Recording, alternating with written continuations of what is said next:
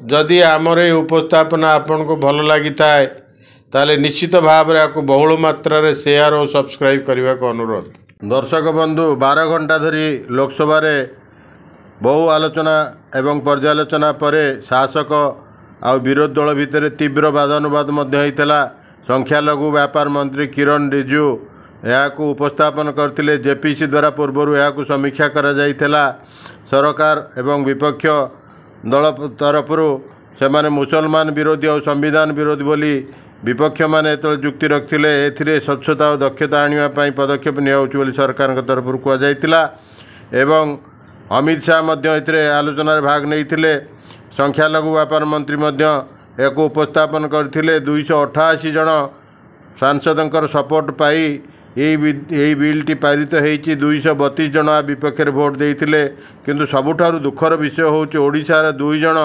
सांसद जहाकू राज्य पठा जाइछि जो माने होउछन्ति मान्यगण्य एवं जहाँकर भितरु जड़े होउछन्ति केंद्र मंत्री श्रीयुक्त जुएल ओराम सी अनुपस्थित थिले एवं अपराजिता षडंगी जी राजधानी भुवनेश्वर को प्रतिनिधित्व करछन्ति तांको हुईप जारी कराइथिले ये 2 जन जाक भोट दबारु विरत रही जो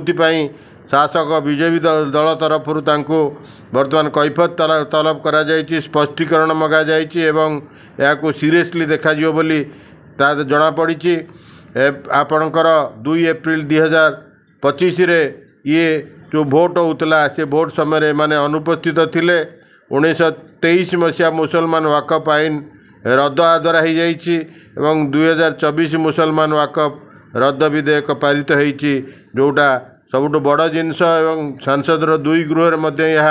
पारित होइछि जहाकू शेष मुहूर्त बीजेडी समर्थन करिछि। राज्यसभा बीजेडी कौन एक गोटे सांसद लोकसभा नथिबा बेले राज्यसभा 7 जन सांसद थिले जहाँ पूर्व जना पड़ुला एमाने ताकू विरोध करें समदूरत्व रखिए तापर राज्य में प्रश्नवाची सृष्टि होइछि शेष मुहूर्त केमिति एमाने ताकू सपोर्ट कले वकफ बिल की सपोर्ट कले से राज्य में कौन गुंजरण सृष्टि होइछि मृदु गुंजरण एवं बीजेडी उपरे आंगुठी निर्देश करुचंती अन्य माने जो माने सबू ओडिशार अलगा दलर नेता माने करुचंती। सबुठारु परितापर विषय होउछि आमर 2 जन एमपी जो माने